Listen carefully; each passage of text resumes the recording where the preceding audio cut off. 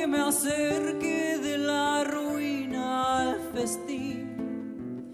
Deja que me guíe este ardiente violín dentro de tu abrazo al abrigo del horror.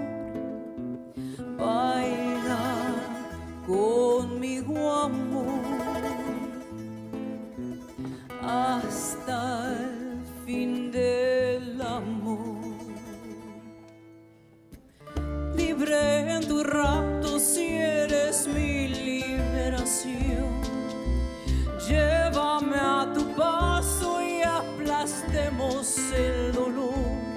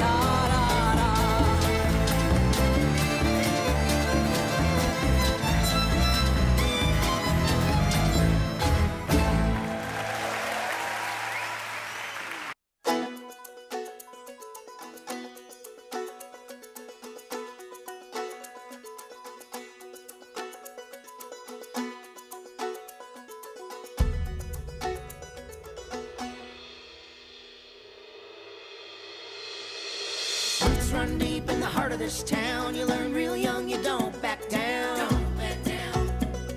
Don't back down. You know they call these fields of gold, but the government loans will rob your soul. Don't back down. Don't back down. People leave, but the prairie winds ride the rails to a better way. Board it up, pack it in, bid farewell, but me, I stay. When the waters rise, don't back down. When you hit hard times, don't back down. When the dust rolls in, don't back down. Don't give in, don't back down.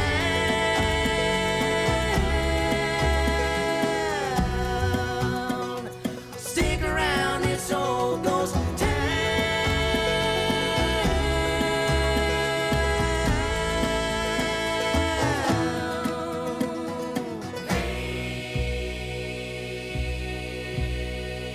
Old John Joe lives up the road, he still plays a mean banjo. Aftermath's old Father John, he still loves to tie one on. Tie one on. Broken backs, calloused hands, you'll get old before your time. It's not for any woman or man, it's tough as nails, but I don't mind. When the waters rise, don't back down. When you hit hard times, don't back down. When the dust rolls in, don't back down. Don't give in, don't back down.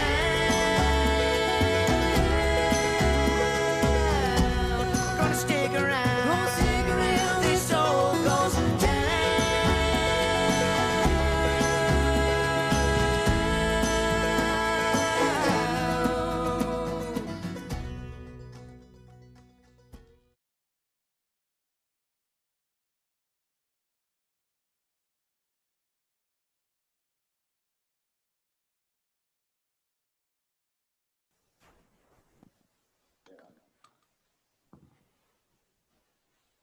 And we can move the slide. Christy, Meryl, it's all happening. it is all happening. It is all happening indeed. You know, it struck me that in the 8 or so years that we have worked together, we've actually never talked to each other in front of people in public. Like you moderate people, I interview people, we'd like tag team back and forth on stage, but I think in all of that time, we've never actually sat down in front of people and talked. So it's long Indeed. overdue and it feels really nice. Thanks. We want to welcome our folks. I know I can see by our participants list that we so far have 85 people who are out there. Hi, everybody. Hey, We feel you, although we can't see you. We're so glad that you're here. it's so great to finally be able to be in a position where we can try and share something about, how do we work towards recovery and how do we move things forward for our communities here and around the country and around the world. It's a little emotional for me. It's a big deal. It is. I had sort of like a moment this morning where I sat at my computer looking at some stuff and just crying. And I thought, okay, I'm just going to get it all out now so that hopefully I won't do it later when we're on the webinar. So Yeah. I've gotten it all out of the way. So you guys who are all watching, thank you all so much for coming. We're so glad that you're here. I can't really even express what it feels like to be here with you guys. Most of you have probably been on some version of this Zoom thing, webinar thing before. This is a webinar meeting, and that means that unfortunately we can't see you, although we can see that you're here virtually. At the end of our talk and showing some slides and a little bit of video, we'll have a moment to come back and do a short Q&A. And the way that you guys communicate with us is that at the bottom of your screen, you'll see something that says Q&A, and you just type a question into that and we can see it, and we'll do our best to kind of get to as many of them as we can while being mindful of your time. So that's how this little thing works. We're also streaming on YouTube, I should say. I shouldn't forget that. So for those of you on YouTube, the way that you communicate with us there is to use your YouTube comment. And we actually have some of our behind the scenes staff monitoring on YouTube, and they will send us all resonant and cogent comments so that we can hopefully get you into the conversation. Indeed. Are you ready to start? I am. Let's go. Let's do go. this. Let's do it. We talked about starting this in so many different ways, but I thought Yeah. that something that might be resonant for us to share and for people to hear is, so much damn stuff has happened in like Yeah. 3.5 months, and kind of I think everybody has this memory or spark of sort of feeling about like where you were when you realized, what was about to go down, and we sort of had like a 2-week or 3-week period of Yeah. kind of realizing what was happening. And I can speak sort of personally and say that I've had the privilege of really spending my entire adult life in the theater, and so I have this the show must go on mentality. Yeah. And I have this one moment where we all were in leadership in on a group call with the Department of Public Health, and I remember hearing the public health officer say, right now there's one recorded case in Los Angeles, but as soon as it gets to 5, things will change dramatically. And I remember thinking to myself in that moment, oh, the show is really not going to go on. Like this is not what I thought it was going to be. And I think that for me, it was imagining that one way, but for you who, carry sort of the weight of all of us, of what we do, for those of us that work here, for those of us that come here, that sense of dawning realization was probably quite different. And I'm wondering if you could share a little bit of that. Sure. I mean, for me, part of it was I was obviously, because of the nature of my position, sitting at different kinds of tables around UCLA. And as I was hearing from leadership about the way in which the hospital here, the Ronald Reagan Hospital and the medical school, were working on where they were going to establish the site for COVID patients, I started to think, if people are starting to absolutely build temporary exterior spaces to deal with this, this is coming. This is coming. I mean, it's really coming. And I remember thinking to myself, I first am gonna, I don't know when or exactly how. I remember saying in one of our staff meetings, I want everyone to download Zoom and start trying to familiarize yourselves with this particular app, because if we are working from home, it's going to be how we start communicating. And then I gave everybody a day, remember that? A particular day to go practice such a thing and let us know what kind of problems there were. And most of them were connected to like, I can't remember my password for remote logins and things like that. But in my system was one in which you realize you're going to have to rise or run as fast as you can towards a decision or a set of decisions. And for me, it was literally like talking to myself saying, Christy, Evans, start moving now, quickly. Don't sit back in denial or you will add to the confusion. And so off we went. Yeah, and this was all sort of happening for us, like at the moment that we were about to present Parable of the Sower, Yes. Which was a sold out house, which was a 20 plus company that had come in from New York and all different kinds of cities that we were hosting. And it was followed by the last third of our season. So not only were we sort of responding to the human crisis of it, but there was also just the sheer logistics of, is anybody going to show up at 8 o'clock? Because it was the last thing that we did, and nobody stopped it yet because we weren't at that point. Right. And then how will we deal with that in a safe way? And then it was this sort of looming, like there was the euphoria of that night, which was completely euphoric. But then I think in the back of all our minds was this looming knowledge that there was a third of the season that was happening very quickly upon succession. And what were we going to do with that? Yeah, so that was, I mean, Toshi Regan's, for everybody who's listening, any time that we are working on a major production, it's usually multiple years in advance. We're working with managers, agents, producers, we're working with the artists, we're figuring out dates, we're figuring out support, we're figuring out different kinds of things. And Toshi Regan's Parable of the Sower, Octavia Butler's, seminal and obviously very prescient text, being set to music in Royce Hall with a just huge community that had been built over time for it. I was not worried about that proceeding. I knew that it would proceed because They were already living like climate change and mass disaster as a cast.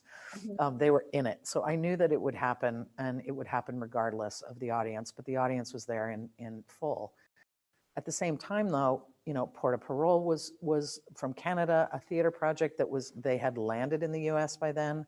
They were working their way towards us. And they got the call that, you know, they would be returning out of the US, they would be facing quarantines. We knew that Ladysmith Black Mambazo was coming back. And as they were in flight, as then the kind of rolling lockdowns started to happen or cancellations started to happen. We were still at 50 people. So we were able to rapidly make the decision with them, like, no matter what, we will look after you. And if the show can continue, let's film it. Let's film it and give it to the people whose tickets we know we are going to now totally have to refund. But let's proceed. Let's proceed. I can remember so many of the logistics surrounding Ladysmith and them being here, and got canceled once because of the death of their founder, and then they came back, and all of that around. And you just remember sometimes the littlest, most mundane things. But I remember trying to just find a place to serve them dinner. Like, oh, exactly. Where could they all eat together? Because by that time, their family style dining was out, and we couldn't sit with them when they ate. But we were trying so hard to just like have them be like family and to honor them being here, and just all of those tiny little mundane, ordinary things that we never even think about, that you just take for granted.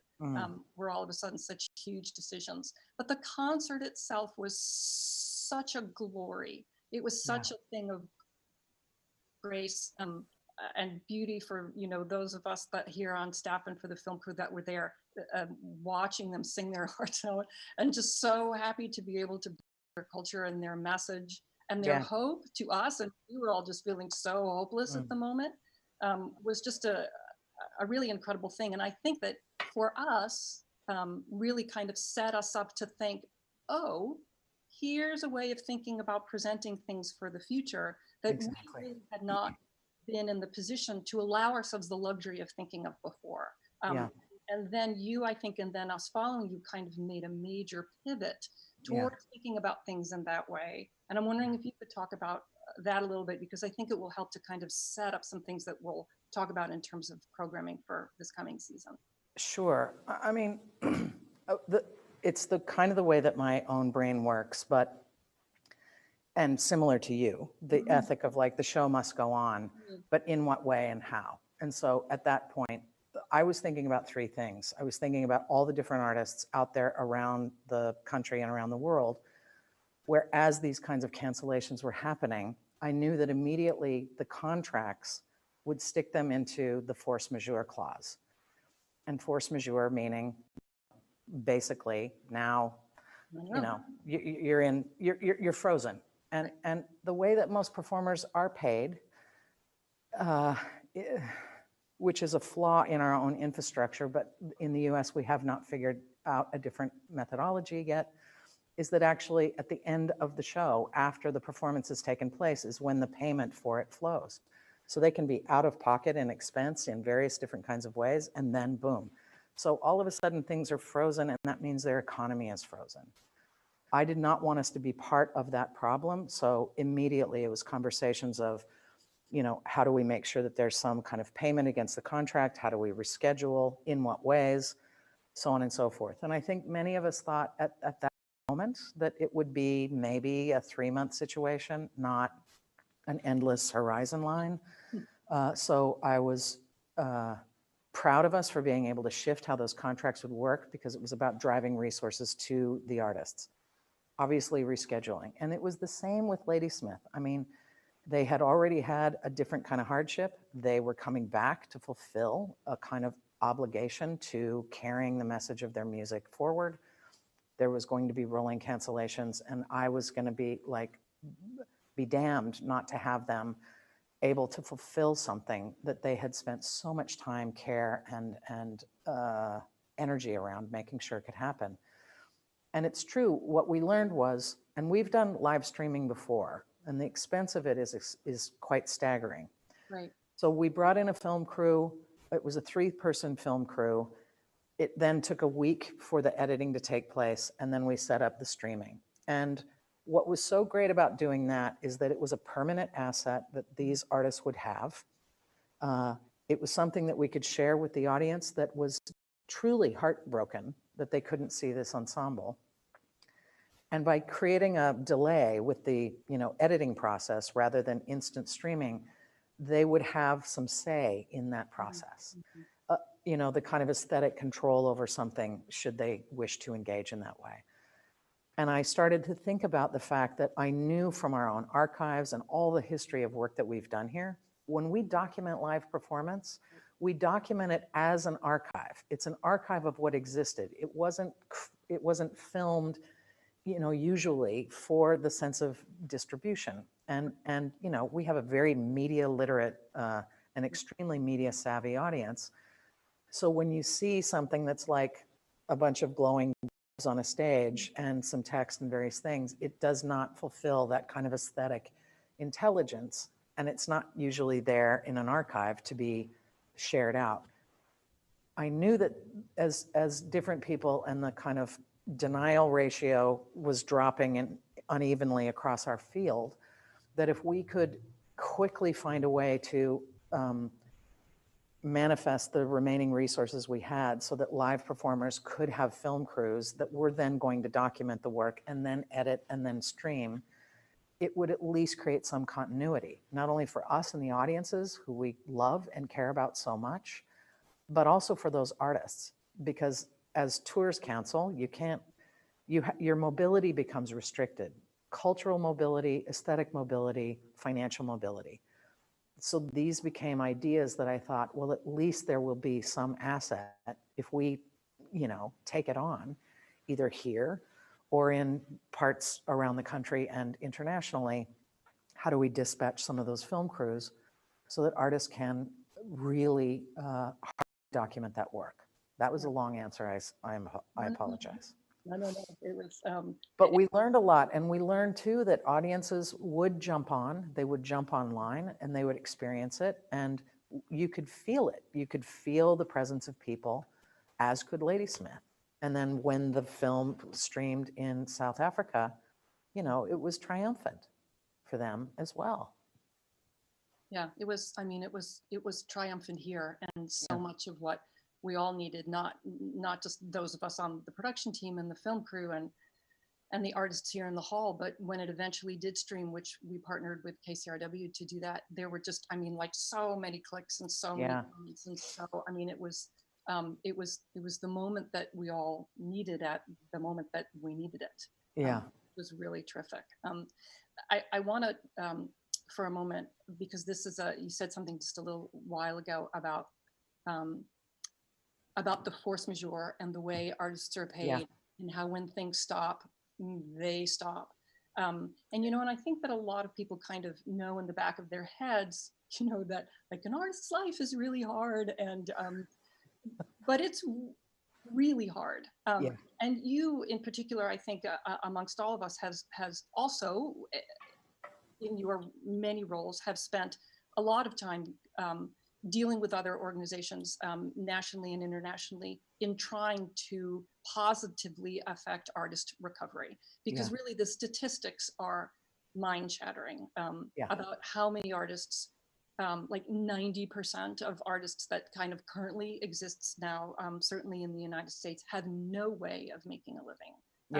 Not only because their own practice has been halted because we cannot gather to hear them or see them or interact with them, but because the whole gig economy, which supports an actor when they're not touring, is also gone. So catering and waiting and Lyft driving and all of that other sort of ways to make money if you're not in a corporate job or a bank teller have completely disappeared. And so and you had said something earlier about wanting to create assets for artists, and why that's so important. And we really have, with you, very much steering the way, have developed a series of initiatives here at CAP over the next year that will really help us to put resources and artists and livelihood, and not livelihood only in the sense of an economy, which is incredibly important. Livelihood, like the life of an artist is sustained not only by the check and of course by the check, but by the ability to work and to be Yeah. seen and to let their work be seen and communicated. And so I want to talk a little bit about our commissioning project and have you Sure. talk about that Sure. as well. I heard you say just recently, which I thought was a really great thing, you know, if we were a foundation, we would have been able to kind of turn over everything we did and just make grants to artists Absolutely. so that the culture can persist because we need it so desperately. But we're not a foundation. We're an arts presenter and Yeah. a set of curators. And so we had to think about it. You had to think about how to redirect those kinds of resources in a totally different way. So can you talk about the commissioning project a little bit? And we have like a lot of stuff to talk about, but Yeah. we want to hear about what this is. I mean, it kind of follows a similar principle. It was, I mean, I was so concerned about the, artists' infrastructures. Institutions have infrastructures. We have staff, we have different things, we have onerous contracts, we have all kinds of compliance, we have all these different kinds of things. Artists have managers, agents, and producers who are standing and executive directors if they have somebody who's like a principal leader inside of their small company.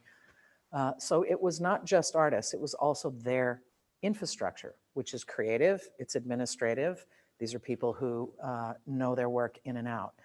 So I was trying to figure out how, if you can't amortize upfront costs, like say you're a producer, you've worked with an artist, you've invested a ton into what this is going to be, as usually have the artists, and then all of a sudden the kind of touring or the spaces where it will have its mobility, it can be amortized over time and hopefully is made whole. There is never an assurance that it will be made whole financially. But most of that is recouping on the back end where possible. And it usually has to come into being for somebody to look at it enough to say, yeah, this works for me, for the audience, whatever, for the mission, all these highfalutin ideas. What I wanted to do was shift it so that we were putting resources up front immediately. So there were things, but not creating pressure because, artists right now, they can't access rehearsal spaces.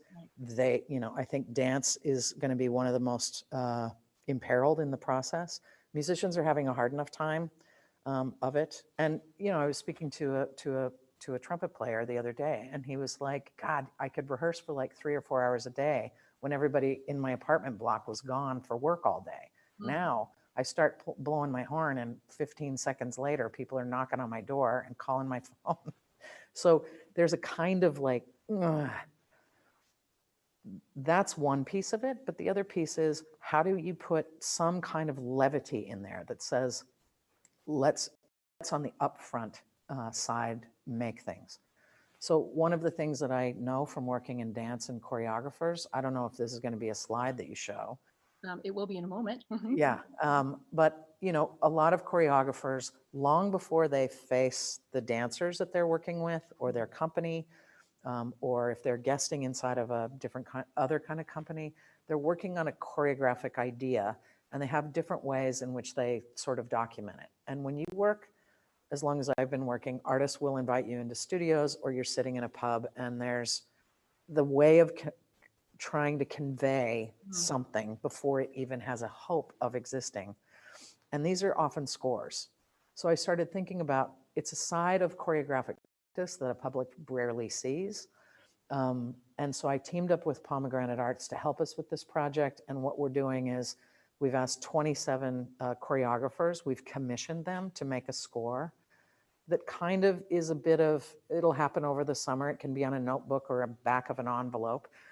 Whatever that scoring process or set of instructions are, it's what they use to then offer to the dancers to begin their process together to make a work. Those commissions then create immediate financial investment in them for something that they can manage with whatever's available. And in a way, it's like a love letter to the future of dance. Do you want to show them kind of? Yeah, slides just come up. So this is, Deborah Hay, amazing choreographer and maker, and she has elaborate visual processes and sets of instructions that she uses. This was a score she did called No Time to Fly. It turned into a trio and then a duet that we also had presented live on the stage, and then it turned into an ensemble-based work. So the choreographer scores are really 27 different highly diverse choreographers with radically different practices that are working on making scores that we are then collaborating with printmakers to edition these scores.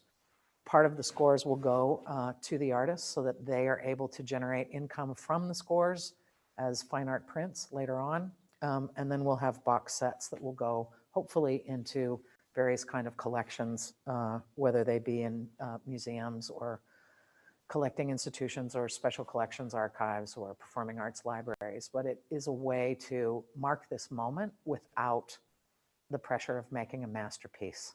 Yeah. And what is your feeling about what might happen to the scores from a performance point of view? Well, it'll be up to each choreographer, but they're meant to be small kind of ideas, and it may spark larger works. It may do a variety of other kinds of things, but also for a number of our colleagues around the country who present dance very regularly, or they have interdisciplinary spaces where they have gallery and museum venues, but they also are involved in some of these artists' lives and work. It can be a touring exhibition of these different scores. Hopefully, some of the choreographers, it'll give them more to talk about in Zoom. Do you know what I mean? Than talking about what was. They can talk about, oh, here's this thing I'm working on. It's truly, and we're doing a similar thing with composers who have, they have also very unique ways of, before things move into bass treble clef notation or improvisational scores, they often will have some gesture that they make, but it's really how do we look at this time with things that are coming from the hands of different people as they think through how the future might be, and how do we put assets to those artists financially for commissioning, and then the print editions on the end so that they have earning potential in different ways than most of them are used to. I used to make prints. So for me, it was literally like, even if I had to pull every single print myself, this would still happen. But it was, how do you use your artist self to solve problems with artists in a community? Yeah. The thing that I love about looking at these scores of Deborah's. Let's go back so I can see you. There you are. Yeah, there we go. The thing that I love about those scores, and especially how Deborah works, and I think a lot of people don't realize that so many choreographers do, as you like to say, doodle on a napkin or doodle on a small scrap of paper, and that those little ideas or those, like tiny little half bubbles or half circles that Deborah makes that fill a page that says joy and sorrow all at once are actually the idea for an hour choreography between exactly. And that it really does start there, and that recognizing that it's those small moments that make the larger piece. And if you don't have those small moments, nothing eventuates from there. So really being able to invest in what the small moments are is what allows you to have the large moment afterwards. It just doesn't magically sort of appear. There's an investment in that happens. Oh, sure. And you should see the dancers when they receive these scores or the set of impossible instructions, and they're just like, WTF, man. And yet it all eventuates from there. So that's one kind of example. And the work with Pomegranate Arts on that is also to extend past what we would be able to do by ourselves. So it's literally like, how do we collaborate in ways that are unusual to us and new to us, and yet have, resonance and impact around the time that we're in. Yeah. There's another one of these little initiatives that I'd love to share with everybody, you know, in talking about this notion of it's the small moments that matter, and Yeah. also working with great collaborators. So we've collaborated with National Young Arts Foundation to do something here in LA that we hope will find inspiration in other places, which is called the Sidewalk Sessions LA, Yeah. which starts with this little tiny moment, this little gift of being able to give something. And so will you chat for a moment about what that is? Sure. Well, that, you know, that's another thing. We love the audiences. Let's bring the slide up while you're talking. Yeah, we love the audiences. There you go. We watch the way in which audiences take a leap of faith, experience new work, come towards different things. And we thought, okay, in the time when we can't have a mass gathering and we can't do that, we do have an extensive network of independent performers and makers that we can send to you. So it's literally a 10-minute performance that you can call in, spend a little few of your shekels on, and we then triple the money to the artist because of you know, resources that we've been able to raise. And we organize it so that an artist comes to your sidewalk, the end of your driveway. We draw a little chalk circle. The performance takes place. You stay at your porch or in your windows or up on your stoop or whatever it is that you're doing, and the performance comes to you. And you can film it, and you can document it, and you can share it that way with your friends and neighbors. But for us, it's really about, again, how do you put resources in the hands of an artist? How do we maintain continuity with audiences? And how do we do creative things where everything's safe and distant, and yet that music or that poem or that series of poems or that, you know, section of a story or that dance, which you can see here in the back of Ann Carlson's truck, you know, that's her stage, and Yeah. and she'll pull up and do her show. So it's literally about how people can become presenters and stay at a distance and not have overwhelming expectations nor overwhelming costs. But for artists, it gives them mobility and it's an economy, and they can do, you know, three in a day, depending on the zip codes, Right. and earn some resources that help keep their livelihood going and help us keep that continuity happening. Yeah. It also, the thing that I love so much, also that I love Anne about seeing her drive up in her truck and doing something at somebody's Mhm. house, or somebody going up with a ukulele or a guitar or a little Yeah. harmonica or something, is also that, you know, I think when people think of us, they tend to think of what we do in an 1800 seat house, Yeah. you know, and that this notion of performance is somehow like not, I don't want to say not valid, but it somehow isn't enough because there's not enough people who are watching it. But really, you only need one, anybody who's not like you in the mirror. And so, but there's the lovely thing about this initiative is that it's also about the grace of the intimate in a performance. Sure. And why also that's so important, both Yeah. performers who are hugely seasoned and to those who are emerging and still Sure. kind of learning about their craft. Yeah. Is this notion of intimacy, and here we are kind of not being able to be with each other, and yet this Yeah. thing has an intimacy about it, and a kind of privacy about it that we're also not used to because Yeah. we're used to standing on a huge stage and there's 1,800 of you out there. Yeah. And so there's that notion as well. And the fireside chats also kind of Yeah. shares this moment of intimacy because Yeah. of how it's delivered, and it's such a brilliant thing. If you can talk about. Yes, yeah, of course. You know, Constance Hockaday is an incredible artist. She really, her practice is more in the visual arts, and yet she activates these kinds of social sculptures in her practice regularly. And she's been in residence with us, and she had come up with this idea, and we were going to present it live on stage. In which essentially it's this: she's inviting, so we commission Constance, she in turn is commissioning up to 50 plus artists of different backgrounds and disciplines to revisit essentially what Franklin Roosevelt did as fireside chats. These were the dissemination through radio of him speaking very directly to the soul of a nation at a very critical time, and trying to, you know, find a way of healing after, you know, the administration prior. Which, So, interrupt you, which in my doing research about this, which he did for 10 years. yeah, he did for 10 years. I That's didn't amazing. realize, that's extraordinary. I didn't realize it was that long. Yeah. So it's really like how would we, if given the chance, how would we as a creative community in whatever discipline area we're in, address what we see in the nation with some kind of elevated way of expressing how we move forward and in what way? And so these will become podcasts. They're also taped. They will start rolling out in the fall. There's already 35 different writers, poets, authors, visual artists that are working on these now.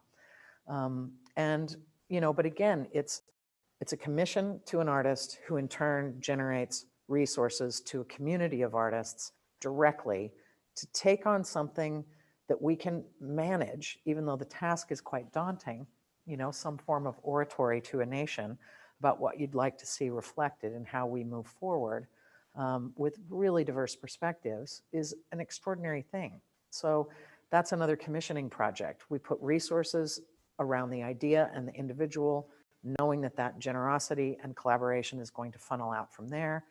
And, you know, off we go. And then we figure out the form, but it will probably come through podcast and streaming and various things rather than us setting up a series of these done live on the stage.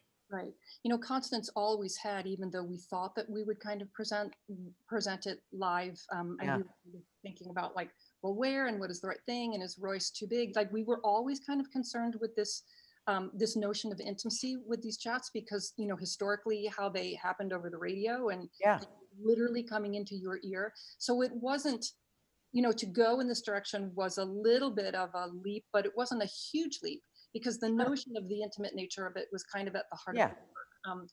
And this, which kind of leads me to leap sort of a little bit into this next commissioning. Wait, let me tell you one more thing that Okay. Constance, before we did it, she also got in touch with all of these former still living presidential speechwriters. So they are on standby for each of the artists for their drafts to give them tips and hints and how they went about it with which president in what way. So behind the scenes is also this like speechwriting community Yeah, that no is pressure. used to presidential oratory and, you know, the techniques associated with it and so on and so forth that they're paired with. So, you know, in the classic way that an artist will take an idea and then begin the process of escalating the overachieving factor further and further and further in service to how to make the possibility just ring for Yeah. everybody that comes in contact with it. Yeah, no, completely. And you know, when we don't, you know, everyone is sort of like kind of concerned about like, oh, is it digital, and is it Yeah, this project in particular? I think that it's so much at its heart lends itself to Yeah. exploring kind of what the definitely. technologies that we who Oh, are yeah. doing it live are now exploring Yeah. in ways. And I think that it's also been super interesting to kind of see Constance like embrace the moment and kind Oh, of yeah. rise to these challenges, and maybe even discover things that she might not Oh, have yeah. in the same way beforehand, which is, Yeah. it's kind of a gift. Yeah. It's really nice to be a part of No, that. it's fantastic. I want to show these guys the, not quite yet though, but I want to, for them to look at the plastic bag store. Yeah. Which also kind of started for us in this next season as a performance installation, which had a live, very, very much a live component, but comes from an artist who was also used to filmmaking and Yeah. used to kind of a totally non-live language and environment. And then, and again, with lots of collaboration and love and thought, has find a way to kind of continue the conversation into these other modalities. So I'm going to ask John to bring up that slide while you talk about it. Yeah, because so this- Robin Frohart, she's incredible. And I'd been introduced to her work. She received a Creative Capital grant and I had seen it and then some of her subsequent work. But basically she takes plastic, complete, like you can see those tomatoes and potatoes and down there some, you know, chicken cutlets. She makes every single object that she has out of plastic. She recycles it into these objects and recreates essentially a market, a store. There's a puppet show that goes on. There's a museum of plastic history that goes on. This is sitting right now in Times Square. You can see, and it was created and produced also by Pomegranate Arts with Robin. And it was scheduled to open exactly on the weekend that the stay-at-home orders came down. So it continues to sit there. We were working, and I was working with executive producer council members and everybody I knew who might have access to different empty real estate in Los Angeles, so that we could then bring the plastic bag store for a really long run inside of Los Angeles. And all of that started falling apart. But I started thinking about it and I was like, okay, we can't just let that time, that investment, that commitment and its message, let alone, you know, the history of plastics in our country, the environmental impact, all the different things that play off of this. We've got to find another way to give it mobility. And so it's essentially commissioning a series of short films that allow people to visit the plastic bag store, that also would be able to, you know, see the puppet store. And we're still working with Robin on how and in what way this will all play out. But it gives us an asset and it gives mobility so that we can continue talking through the creative, expressive truths that artists bring to us through painstaking, obsessive labor that help us with the context of, you know, working in the schools, working across UCLA, working in, you know, the environmental space, working in ways of bringing awareness to what is going on environmentally due to plastics, and that it is now passing into being, you know, qualified as an antiquity. The point is, it's an elaborate project with a ton of investment by a brilliant maker and their producing colleagues. To have that then lay fallow when there is so much knowledge to share and creativity to be gleaned from it, let's get the film community involved and see what we can do and bring that to communities here. And then as well for Robin to be able to bring that wherever it is that she could have otherwise toured the plastic bag store. And then when things change, we'll have a fan base for it and we'll go back to our rational practice of trying to make it happen here. Yeah, exactly. It's so I mean, there's so much about this project that offers us so many opportunities for campus intersection. I mean, just one afternoon on a very, very cursory Google search, like what is happening in research in plastic and plastic in the environment with our colleagues here at UCLA. Robin herself has done so much research. LA County has so many initiatives, and she is so willing and eager to join in all of that and to bring all of what she knows and to learn to bear on the project. You know, as you know, Meryl, and we've learned time and time and time again, there may be one thing, one project or one production or one body of work that an artist is focused on, and that's our point of intersection. But these are people who do not want to leave anything that they may have available in their knowledge. They do not want to leave anything on the table that could not be that is not utilized if it can be put in service to making meaning and exchange. Yeah, absolutely. So yeah, completely. we just have to find the forms differently now. Yeah. So I'm going to do a really corny segue because you just handed me and you didn't even know that you did, but you said leave it on the table. And so I want us to talk about Table Talk Shakespeare, which is part of our digital stage this year. And I'm also being mindful of the time. And so we want to go through all of the things in digital stage. But I do really want you to talk about this. For those of you out there who are watching, many of you were lucky enough to see Forced Entertainment do Tabletop Shakespeare a number of years ago. We did all 36 plays in 3 days or 6? No, 6. 36 plays in 6 days. Some of you did the marathon all in run. And they also have thought about how literally not to leave anything on the table and to move forward into this kind of new reality with this really incredible work and what we're going to be doing with it. So if you can talk, and John, if we could have the slide. Sure. So part of it is also, you know, looking at bodies of work where we know that that if the artist is interested in the kind of repositioning of the projects that can be filmed or addressed slightly differently now that the world has totally changed, how can we do that? So Force Entertainment is an extraordinary theater company and ensemble out of the UK. And I called Tim Eccles because I really felt like I knew that they wanted to revisit this project. And basically what it is a single actor uses the plot line of a Shakespearean play. So up here we have Henry IV, part one, and Othello. But instead of it, the extraordinary poetic, massive amounts of language around it, it's literally the story told through plot lines. And what you see there are, consumer objects, and they are the cast. So a bottle of ketchup or, Tabasco or whatever could become, Henry the Fourth. And these plays goes for about 45 to 50 minutes. So what the actors are doing now is they're reworking the plays. They're also, in safe at home orders in lockdown throughout the UK. They will then stream these out with us on their time zone live to us. And we will be able to watch these, all 36 plays, as people engage in them. They're just incredible, but they're using objects from their home, not, the cast that was set up on the stage. And they literally go through the storyline of it. When we presented this a couple of years ago, we had the audience of about 110 people sitting on the Royce Hall stage in front of an actor who sits at a tabletop and takes you through the story of, Romeo and Juliet or A Midsummer Night's Dream, whatever it is.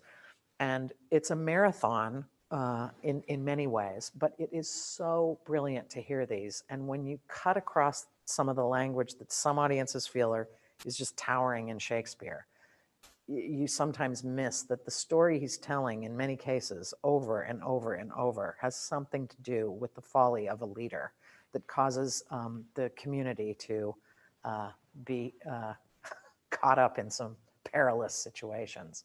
Yeah. So it's very timely, and they're, literally delivering each of these from their kitchen tabletops. Yeah. Many might know, but some might not know that Shakespeare wrote many of his plays while under quarantine. Yeah.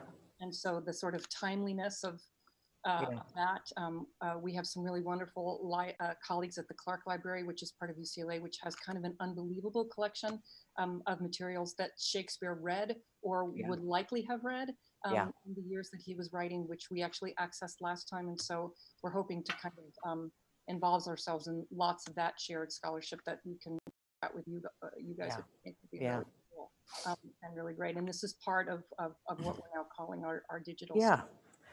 And I'll just move us along a little bit. It's also, some of these artists too internationally, and we know from today, the White House has, absolutely no visas will be accepted and processed. We saw this coming. Yeah. So a lot of the international artists that were on our program for 2021, I knew, we knew that the visa situation was going to be perilous at best, that being faced with quarantines in or out, depending, et cetera. And we had a limited amount of time to try to retain a certain amount of continuity of what would have been there. And so in the case of like Astor Piazzolla's Quintetto, which is, part of his family and the living record of his work, they're based in Buenos Aires. So what we're doing there is dispatching a film crew that will film it in their kind of grand theater that is their Royce equivalent, I would say, inside of Buenos Aires. And then we will edit it and we will bring it here and we'll stream it, and then they'll jump on before and after, kind of like what we're doing for the audiences to meet them and speak with them. But as lockdowns change around in different countries with different governments, the restriction of mobility for artists to even be able to get into a studio space has really unique contours. So that's another part of a digital stage. How do we maintain global continuity with artists that we're working with, not putting them through the paces of getting on a plane and coming across all of that hardship, but how do we instead set up film crews there and then share the place that is their community, the place that they perform as kind of towering icons in the city, and share that in our own situation. Yeah. So there's that, or Kid Koala. We've worked with Kid Koala. He's, based in Canada. We developed a project with Kid Koala. We've presented his work in the past. He has a new big kind of puppet-oriented music ensemble storytelling piece that we worked on for 2 years. That absolutely will not be able to come.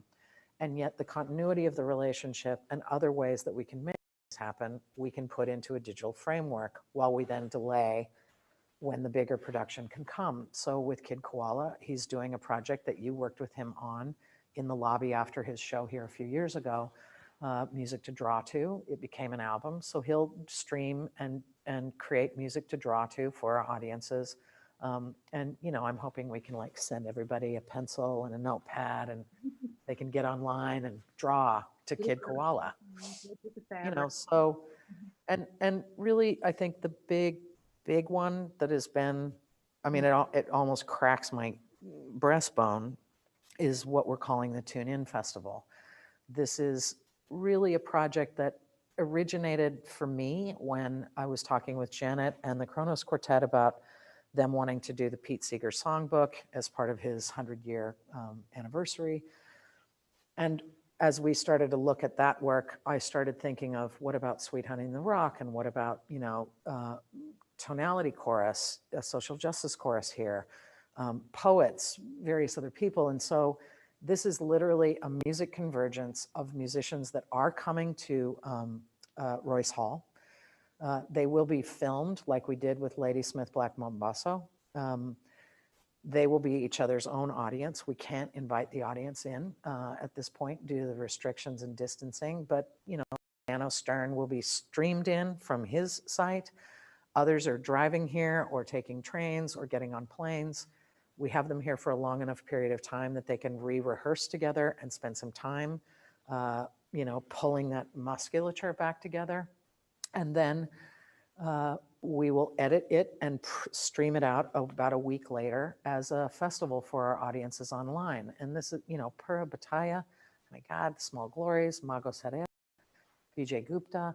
These are people who have dealt with historically music about resistance, about resilience, about the instructions of how to hold together as a culture when you're under siege, how to change the social dynamics around you, how we look at women's perspectives and the African American community's perspective and the Latino community's perspectives. How do we celebrate these highly impacted, deeply unevenly treated artists? And there's a ton of special guests, you know, like the Get Lit Poets, who are young people who are fierce in their performance poetry. So it's poets and lyricists and singer-songwriters.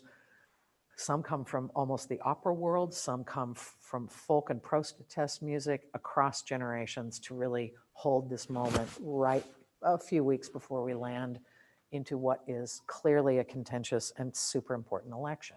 Yeah, I mean, we all know instinctively the power of music and the power of story to kind of mobilize community. Yeah. And to call attention to both what is seen and is not seen, and also kind of what it also does to our bones and our bodies to kind of imagine a different future, a better future, and to see a group of artists who are also hugely activated not only in their practice, but in what their practice means from where they come from and in how they communicate that sense of what they're about and what got them there. It is so, this is the cry moment. I know, but I love, like, this has been the thing. It was like, no matter what, no matter how far our economy falls, no matter how, we're going to hold that space for this possibility. And there's not a single artist involved in this that has not been in it, no matter what. Absolutely. It's part of a philosophy of contributing to a culture in times of huge amounts of change, but also the inspiration of looking at some of, particularly like the older generation that is involved in this. They have been through different moments across civil rights, across various things. They have created these anthems that have buttressed another generation forward for the authoring of their own anthem. And how these come together for us, I think, is hugely inspirational. It's so, I mean, even with, you know, our dear friends of Sweet Honey in the Rock who come from, who are particularly vulnerable right now in so many ways, you know, and their insistence that they will not miss this moment, and why that's so important is just, nothing is keeping them from it. Keeping them from it. Exactly. It's exactly. Just, it's and you know, that too. proactively look towards the future. Like we need them to be in our future and to comment about what the future is, Yeah. because what they've experienced in the Yeah, yeah. past makes the future possible. Yeah. Without them, it's not really possible. Yeah. And, it's like Charles Lloyd, too, one of the great sax players. He's crossed his threshold of 80. He has pulled together an astonishing group of musicians that basically celebrate. I mean, his sax playing is a through line through the ages. He's on so many recordings, it's unbelievable. And he feels a deep time sensitivity about being able to make this particular concert happen, not only because of his age, because of the time, because of the collaborators. And so, because we also have a huge history, Royce Hall is part of his creative home in Los Angeles. So, hell yes, come on, let's do this thing. It's going to be incredible. Yeah, it's so, especially at this time, I think more than ever, more relevant and important for us to pay attention to history, to Yeah. pay attention to our elders, to pay attention Yeah. to those of us who have walked the walk before, because they have walked it, and they Yeah. will help to us to know how to Yeah. continue to And walk young it. people too, they're walking a new world. I know Young that. people are walking a walk from a new perspective. I'm in the Gen X zone, so we're always trying to connect these generations. That's our thing. It's like, how do you bridge? But there's also a lot of young people on the program. Yeah, it's such Yeah. a great mix together. Yeah. I'm being mindful that we're approaching that hour moment. Figures. Yeah, I know. You get the two of us together in a room and forget it. And so, what shall we do? I want us to leave time to kind of talk about how I definitely, possible, yeah. and like what in the, in looking towards the future, Yeah. and then things that are here. Like we should definitely talk about Chris, I think, Yeah. and the Memento project. Is there anything before that you'd like to touch on? Well, the thing that I want to share before people jump off, and we'll show, some video highlights here, and then we'll jump into the Q&A. But this takes me to an institutional level. The reason that we've been able to create continuity with this artist is because we have small level endowments that other people set up in the future. They pull, it is a certain amount of money, and it's really restricted to, the artist projects and programming. It doesn't support our operating. It doesn't support the staff. It doesn't support the crew. It doesn't support the team. It's important, I think, that I share with people in, the era of transparency, and it's hard for organizations to do it. You would get a sense of what it's been for the performing arts to go off an economic cliff edge. Our cliff edge since COVID has looked at somewhere around $2.7 million that is absolutely eviscerated and gone. We won't make that back. We need to find the ways that we can activate humbly and realistically what we think can be achieved so that we have another year in front of us. And so we're going to launch $1 million campaign, not a 24 million, not 100 million, not 5, it's just $1 million. And anyone who subscribes, renews their membership, contributes, somebody could underwrite one of the Shakespeare plays, or they could underwrite one of the choreographer's scores, or they could spend $50 to have a sidewalk session. Any of the forms of economy, because we know how impacted everyone has been. It would be bizarre and arrogant for me to go out with ambitious goals. The ambition here is the continuity of our culture in service to that exchange, and in any way, stock transfers, real estate, whatever's on your mind, that $1 million we need to try and raise before we hit September so that we have enough fluidity to know how many people we will have standing here to help support the projects and so on and so forth. So all of it counts. And if you can help us, that would be fantastic, because what we do is flip that resource as quickly as we can to artists. They are the ones who are the continuity of the culture. We have our expertise and people that can join in that effort, but it's literally, we've created means that when you give to us, we give to artists, and artists keep carrying things forward. And so hopefully you'll be inspired enough to find a few pennies here and there to help us out, or, anything.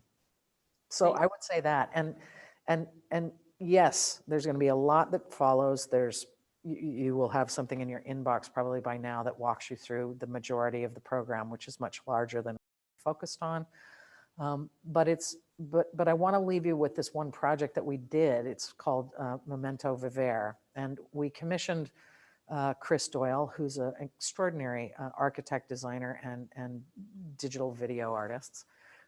And it was for the UCLA Centennial. It was meant to be a clock made out of human bodies that became time.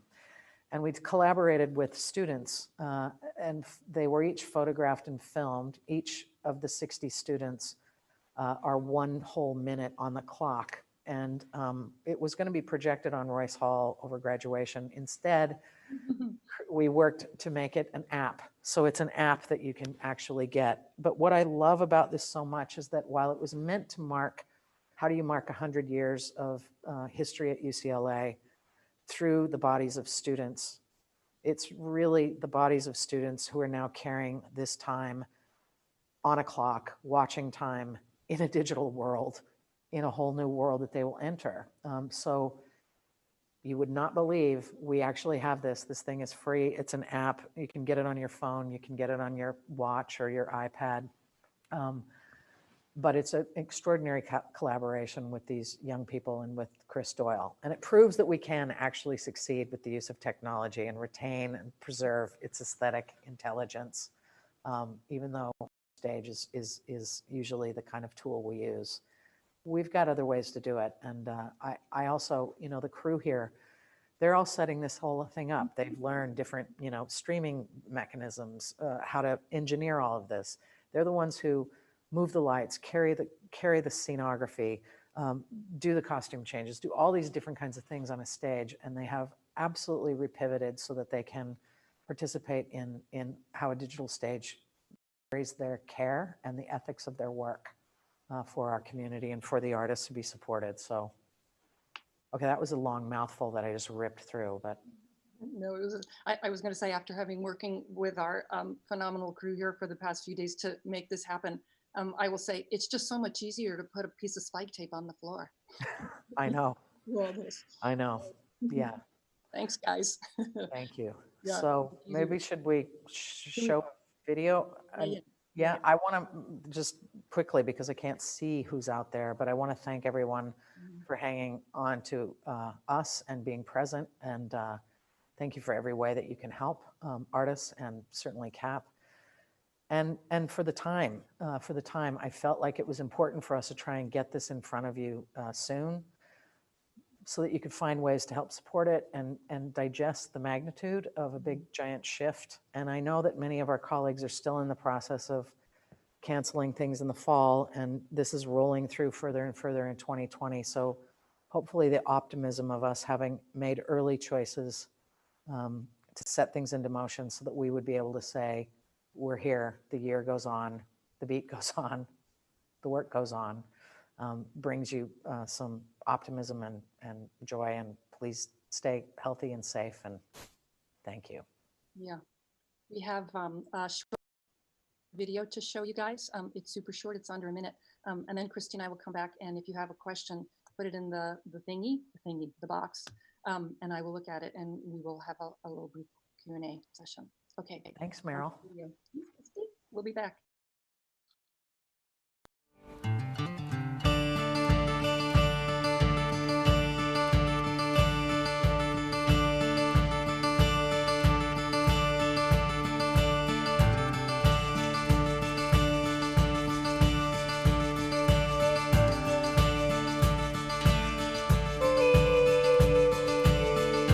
Hey, I stand on the mountain top. Hey, I stand on the mountain top. I got my blues, I got my river, I got my song on the mountain top.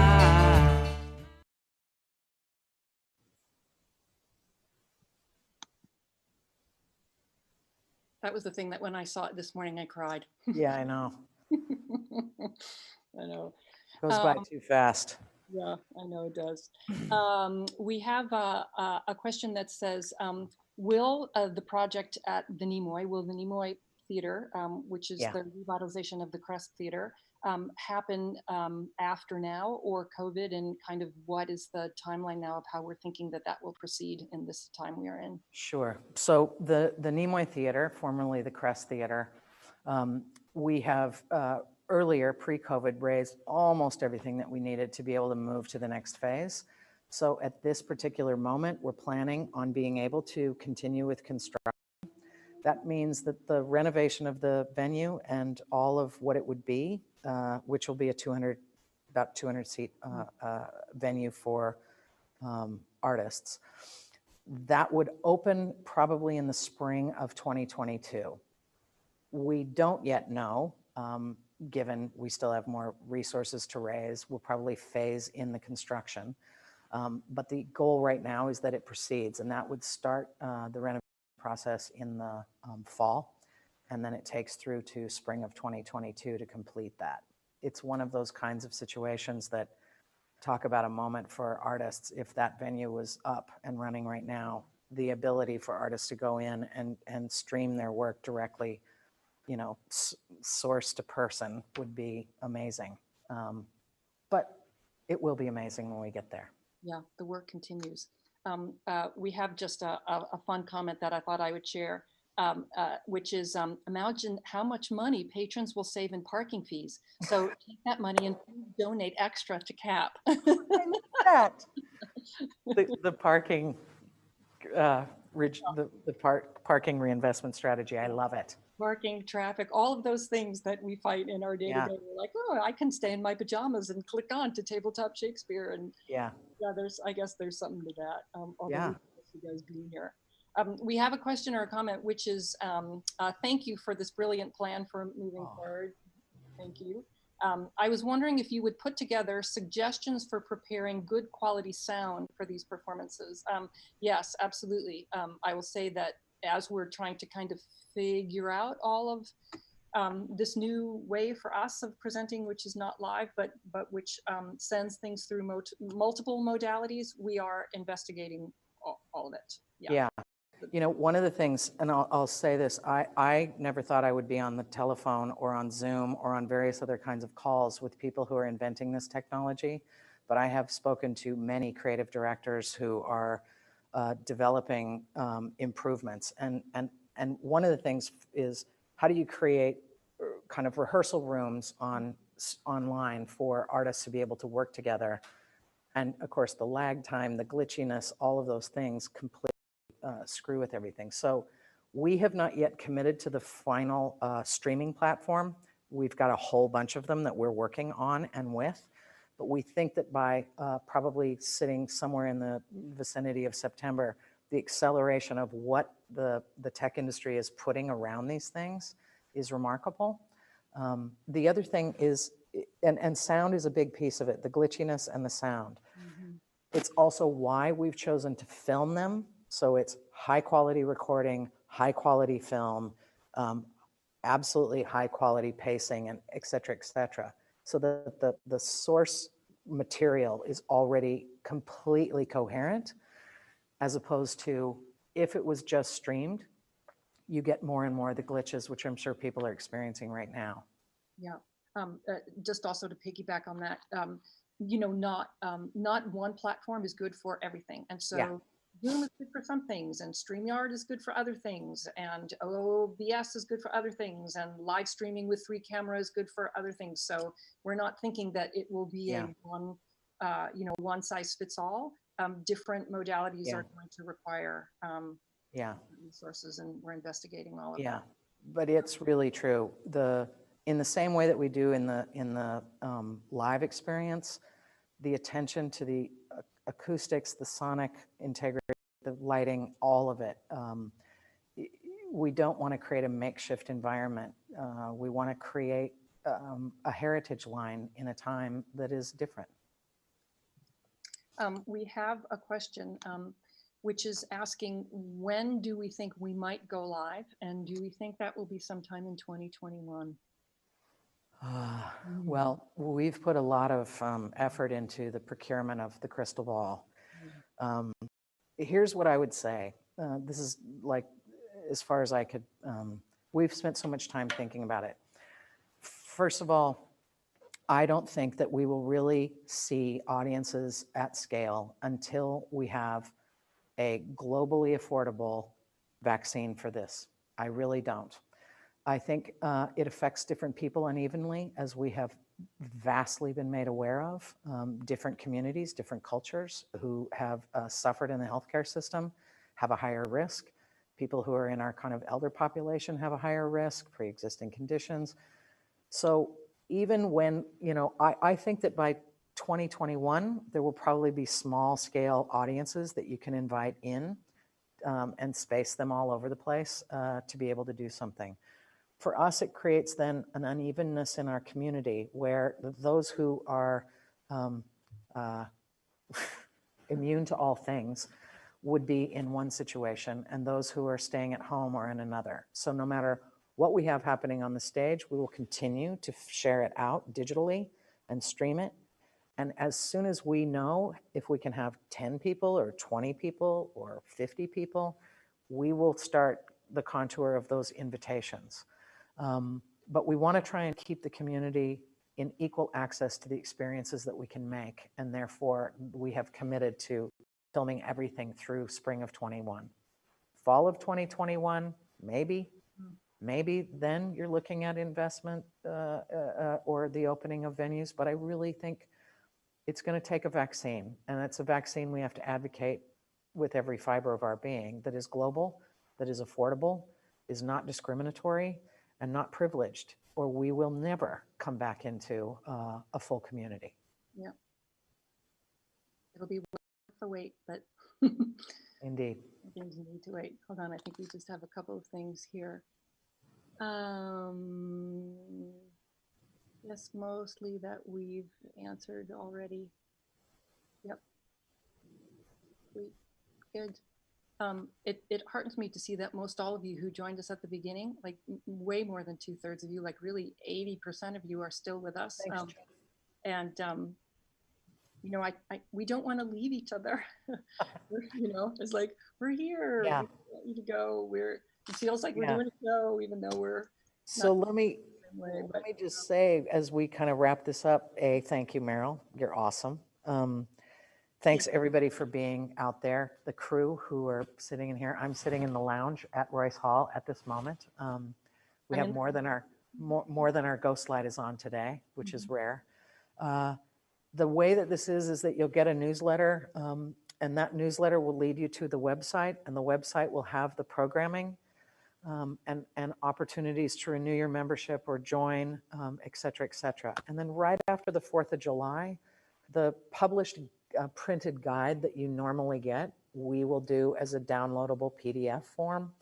And that will allow people to really ascertain monthly subscriptions, because once September rolls, we have things every single month.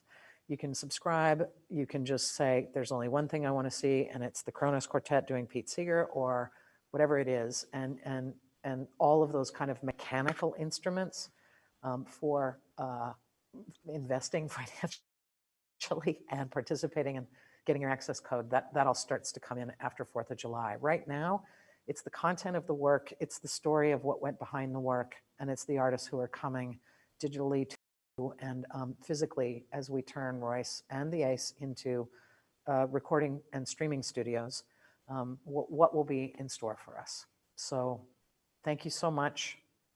Hang in there. And to all the producers, managers, and agents who are out there with the artists, I can't even tell you. I thank you so much. I know that it is extremely hard, and many of us are looking at our not-for-profit infrastructural worlds or our LLCs under extreme pressure to get to September and then beyond. But I am so grateful for your genius, your work, your generosity, and for the support. You're as much a part of this culture as what Royce Hall is. And so thank you so much. I'll just say that also on behalf of us, we would not be sitting here today without our staff, without our production crew, without our donors and supporters who are part of EPC and Design for Sharing, and all of you who support us with everything that you do. We literally are all in this together. Yeah. I heard a colleague of mine yesterday, an artist friend, who was talking about 9 years of doing research on a book.